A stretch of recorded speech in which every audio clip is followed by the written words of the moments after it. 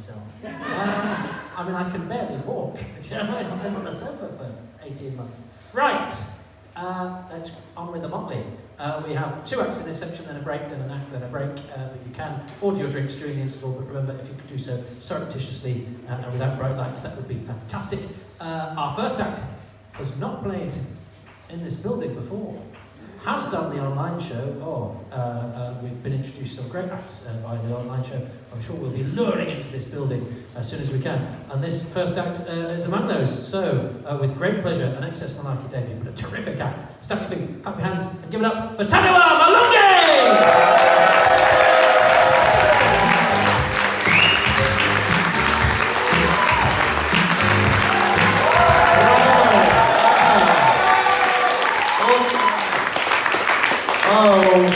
How are you guys doing? You guys alright? It's a very intimate gig. I feel like, you know when you go to a party and everyone knows each other, but now you go try and make a bunch of new friends. I don't know Dave. My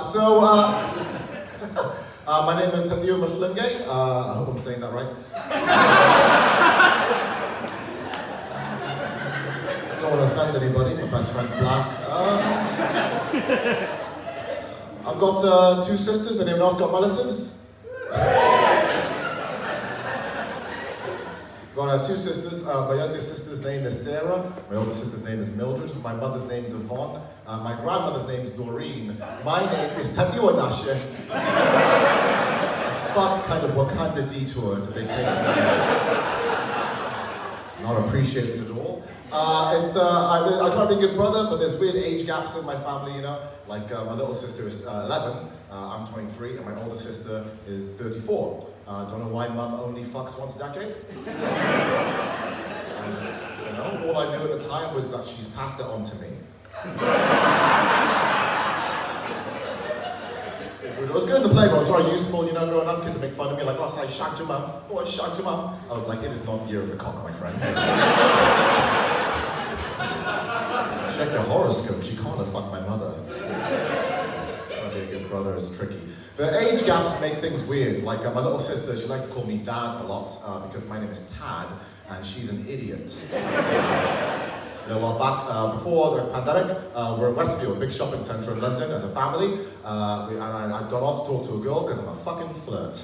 And so I'm talking to the girl, it's going quite well. So my little sister finds me, and she goes, hey Dad, I've been looking for you everywhere. Now after the same situation, I go, hey Sarah, I've told you, don't call me Dad in public. No context for the other girl, no prerequisites. I just look like an abusive father in that moment. Without skipping a beat, my sister turns and is like, hey Mum, I found Dad. And Mum's like, oh son, there you are. It was the most Norfolk experience of my entire life. It looked like I'd left my family, she and my mum, which ironically is just like my dad. So, hey, if you don't laugh, it's just trauma. Okay, alright. So, you know, the fun part about having a dad that's out of the picture is you get to find out about his secret families. It's absolutely true. In the middle of this latest lockdown, I found out I have an older brother. Not younger, older. Like, he was born, and then I was born, and then nobody fucking told me that he was born. And so I reached out to him, you know, I messaged him on Facebook, and I was like, hey man, we're brothers, really cool, we get to know each other, really, really nice. And he ghosted me, but hey, I guess it's hereditary. So, not too mad about that. What annoyed me is that his name is fucking Michael. Another normal name. Was I named in a goddamn gap year? We're all Tadiwa Mahlunge, it means a gift from God in Zimbabwe. What kind of wankers are my parents? I hate my life. I fucking stand it. It's ridiculous. But this isn't related to anything else, but my name does mean a gift from God in Shona, in the language that we speak in Zimbabwe. And that's a pretty hefty name to take on. A gift from God. Every day I hear that. It's not like in a dead, I speak the language. It's not like in a dead language, you know? Like, what's your name, man? James. There you go. I don't know if you know this, James, but James is actually the Latin name for nobody cares. My name is a gift from God. I have to hear that every day. And my mother gives me shit for like what arrogant little cocky prick I am. She always likes to, oh, Tad, oh, you think quite highly of yourself, don't you? Oh, you got a big ego. What do you think you are? God's gift to earth? No, you do. You called me that. If you call your son Big Dick McGee, don't be stunned when he's not struggling for self-esteem, of course. What's wrong with you, Ma? I love my mother, but she's becoming a fucking Karen, and it's hard to watch. It's hard to watch. Anyone else not liking talking to her parents anymore? Right? Everything she says, it sucks. I can't stand it. It's hilarious because of what she used to be. It's true. The reason we're in this country is because my mother, she was one of the founding members of the MDC. She was a freedom fighter. The MDC is the opposition political party in Zimbabwe. And we're in this country because Robert Mugabe wanted our family dead. And what's funny about that to me is that my mother was surprised, Like, dictators aren't exactly known for, like, letting shit go. Why are you stunned? Like, if you play Kim Jong-un at ping pong, you don't go, game 6, you fat fuck! You throw the game so you can live. Like, I was only 6 years old at the time, but even I was like, classic Mugabe. I mean, vintage Mugabe, honestly. What was that? What was that? Death by firing squad. This guy's just playing the hits. Needs some new material, this damn Mugabe. Of course he's trying to kill us. And it's ridiculous now because she's a fucking Karen. Like, she'll just flip out over the smallest stuff. Like, a little about mid-pandemic, I was up on a move. She was eating a town called Stevenage. Anyone heard of Stevenage here? That's a shithole. To describe Stevenage in a sentence, it's where single mothers go to become single grandmothers. No social mobility, it needs leveling up, Boris, it's a piece of shit. So, Mum was packing up, we packed up the car, when she was moving to Corby, and, which, not too much better, but, we packed up the car, so we just packed in the car, McDonald's, we're having some fries in the McDonald's parking lot, and we're just, talking. This is what my mum will do, as she'll say the most classist, closet Tory bullshit you ever heard in your life, and she'll follow it up with the most ratchet as fuck black actions, with no self-awareness, this woman, nothing. So she sees a couple of chavs walk by, and she goes, "Oi, Tad." I'm like, oh, she's going to try and bond with me. And I'm like, what, Ma? She's like, oh, Tad, why don't chavs ever pronounce their T's? I'm like, why, Mum? And she goes, because they can't afford them. And she laughed and laughed and laughed. And Margaret Thatcher laughed and laughed and laughed. Everyone in hell was having a great time. And with no self-awareness, this woman, after saying that, she goes, honey, these fries are a little bit tasteless. There's no salt in these fries. No, baby, sweetie, go into my purse. There'll be some salt in my purse. And there was. Do you know how black that is to carry condiments? This woman had 4 sachets of KFC salt in the coin section of her purse. She goes through money for these things. I just unpacked the car like you belong to Stevenage. Stay here. Stay here with your people, you ratchet motherfucker. The audacity to be classist. It's like, where's my dad, Mum? Why don't I have a dad? I don't know. She's one of these mums, she hates being made fun of. She's like a proper African mum. And she saw me do that joke on a YouTube video, and all of that. And she went to, you know how African mums are emotionally abusive? She went to that thing African mums do. She was like, oh, Tadiwa, why do you say these things about me on stage to entertain these white people? You're giving me palpitations. You're giving me palpitations. I'm like, Ma, I think the fucking salt is giving you palpitations. I think it's the salt and the looming threat of political assassination. It's making your heart skip a beat there, Ma. But I love my mum. She's a great woman. That's what I know. So I was on a date recently for the purposes of this joke. And,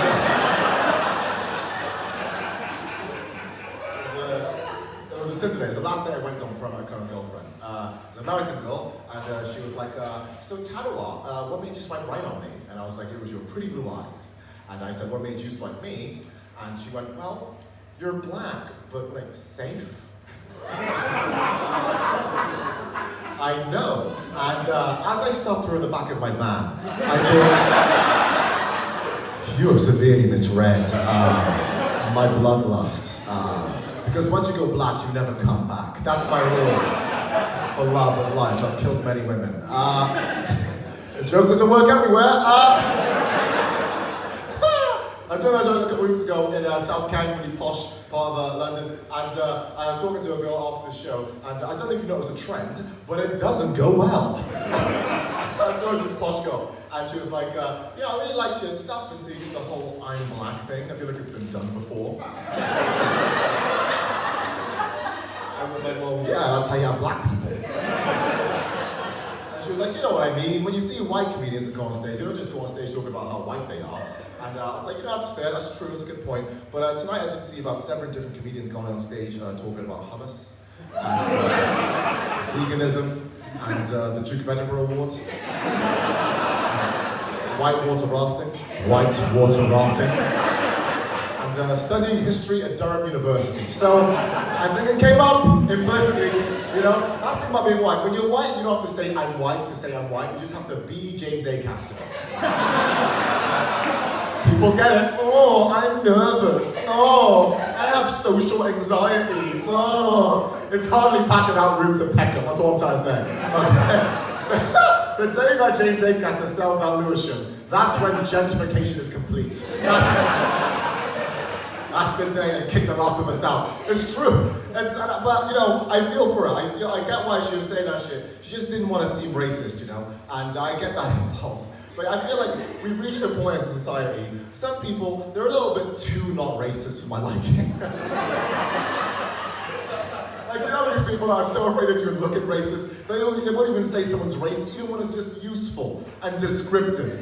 You know? Like, my friend Daisy, she was walking around in South London and she got catcalled, she got harassed mid-pandemic. And I was like, oh, what did the guy look like so we could ID him? And she started doing that thing where you don't want to say the race of the person. So she started doing that thing, you know, like, he was like, you know.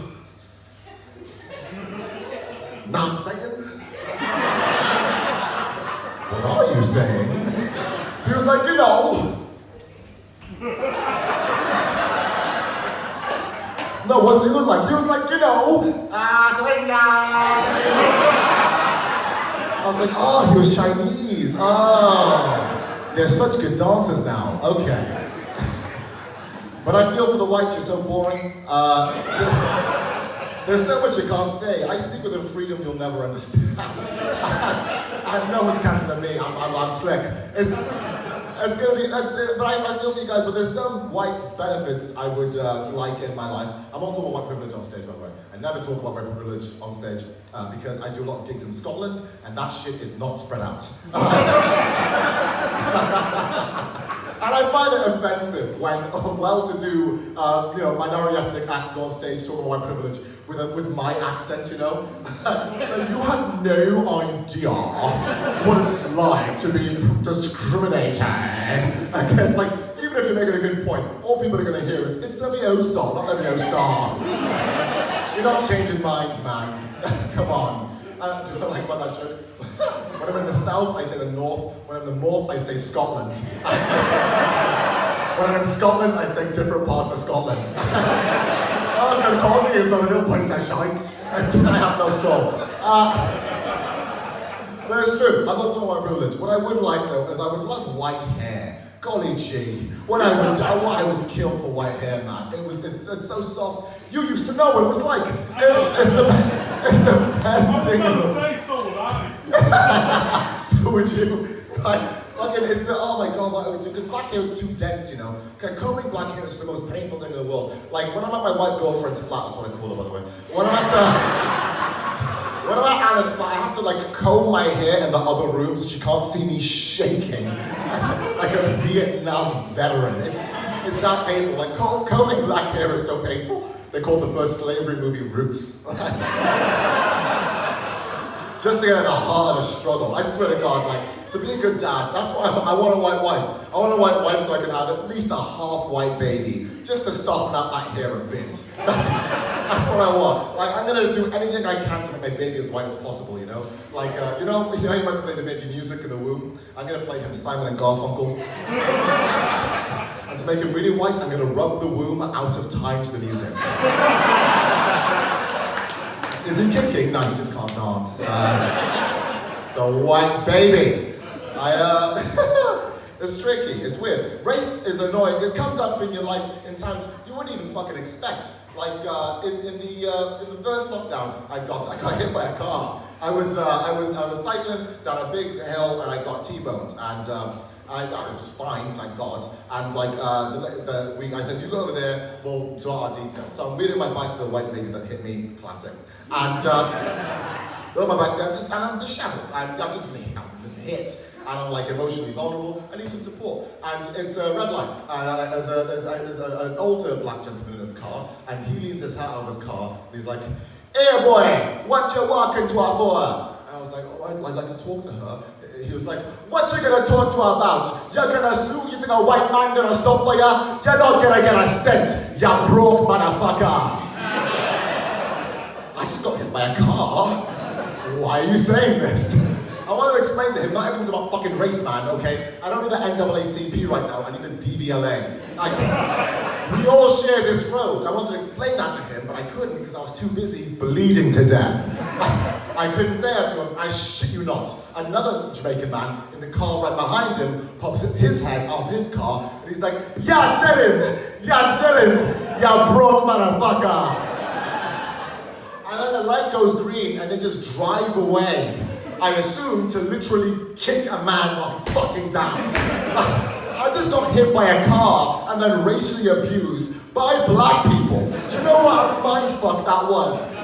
Now I've got to get it together and go plead my case in a legal dispute. And I was just like wheeling my bike, oh, no justice, no peace. I was just crumbled as a person. And I go to the white lady, and she's the one who gets me back on my feet, like emotionally. She's like, "No, well, what did those mean men say to you? Oh, puppy. Oh, sticks and stones will break your bones." After she hit me with a fucking car.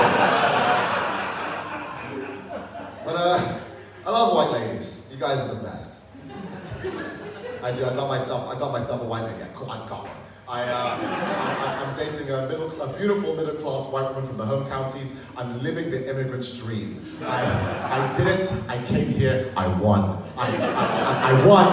It's mine. And I love her. She's great. But it's sad. Like I'm finding myself sometimes trying to like impress her with money, and it's pathetic. Like the other day, I was in a Waitrose, and I was in a suit because it's Waitrose, and. I found this like really fancy mixer called Edelfleur. I think it's a German drink, and so I took it to Anna's flat, and I'm like, "Oh, look at this, the Edelfleur. It's a really nice drink." And she's like, "Do you mean elderflower?" "You idiot! They sell that at Aldi. That's not a nice drink." So I found out I'm broke and dyslexic at the same time. I got the same thing when I showed her that Spanish chocolate, Toblerones. Wasn't a good time. Like with her, certain things I aspired to as a child, I'm finding out aren't even fucking nice, you know? Like growing up, I always wanted the Audi TT. It's my dream car. I love that car. I'm buying that car next year. Apparently, that's a fucking hairdresser's car. I didn't know that. When you see her in an Audi TT, you're like, "Oh, good for her. She made it off the council estate." When you see me in an Audi TT, it's like, he doesn't know he's gay.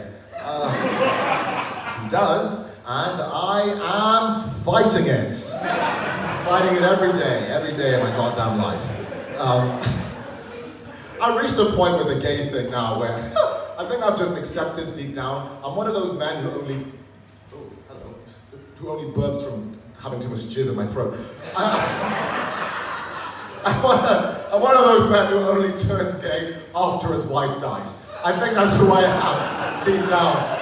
I'm gonna wait 80 years and then pierce my cock and move to Brighton. That's who I am in my marrow. Why has Grandad started painting his fingernails? Don't think about it. Don't think about it. This is my roommate, Steve. That's how I'm gonna play it. But I love my girlfriend. I love her to death. But you know, she's pretty. And here's the thing. I'm a nerd. I'm very good at maths. And you know, pretty girls just get more sex. And it's a long-winded way of me saying I'm not bad at sex, but I'm bad at everything around it. You know, like she says, you have sex like you read it in a book. That's how, like I'm very technical. I know what I'm doing, but I have no idea what I'm doing. So this is the thing. She likes things that I can't provide. She likes dirty talk, and I'm too polite. Before her, the closest I ever came to dirty talk was like, "Oh, Thank you. So, I don't have that as a skill, but I read a Cosmo article because I'm an academic, and apparently, dirty talk is all about confidence and spontaneity. And so I was like, oh, Tad, be confident, do it. Let's be confident. I was like, which is a bad start. There's no good sentence starts with onomatopoeia. That's the all ends. You can't be like, you have beautiful eyes. Brah, brah. That's not how sex works or language. But I was like, and for a penny and for a pound, go for it. Be confident, Tad. I was like, do you like that dick? But she didn't hear me. And have you ever tried to repeat dirty talk? You lose a lot of steam the second time round. All that confidence gone. She was like, huh? I was like, I was just saying, do you like my dick? And she just started laughing in my face. But here's the thing, because we were still like in the act at the time, she was laughing really hard. It was the best thing I've ever felt in my entire life. I came immediately, and that only made her laugh harder, which felt even better. So now when we have sex, I try to tickle her, I go for it, Gucci goo, anything that make her come from a real place. I have no soul. It's tricky. She's great. She likes things that I just can't provide. Like she wants a threesome, and I quote. This is the reason why. She says she wants a threesome with another girl, and I quote, because looking at one penis is disgusting enough. Great for the old self-esteem there, babe. That's fucking fantastic. And I don't want a threesome because my best friend Travis, he's very attractive. And I was offered a threesome a couple of years ago. You see the girl called Jennifer, and Jennifer's very, she and I are good friends, and we were out for dinner, and Jen was like, hey Tad, would you like to have a threesome? And I was like, oh cool, who's the other girl? And she was like, oh Tad, you're the other girl. And I was like, no, because Travis is my best friend.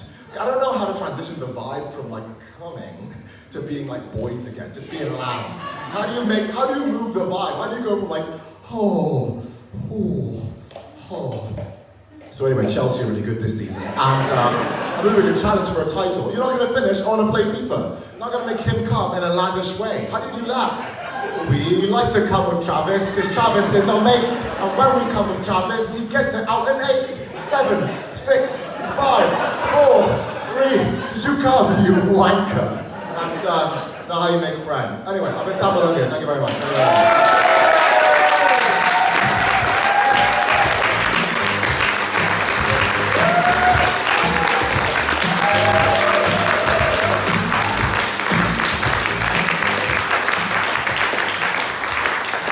I don't like this elbow thing because I'm aware when I do it, I look like somebody who's trying to be cool and not managing. Whereas I know I'm not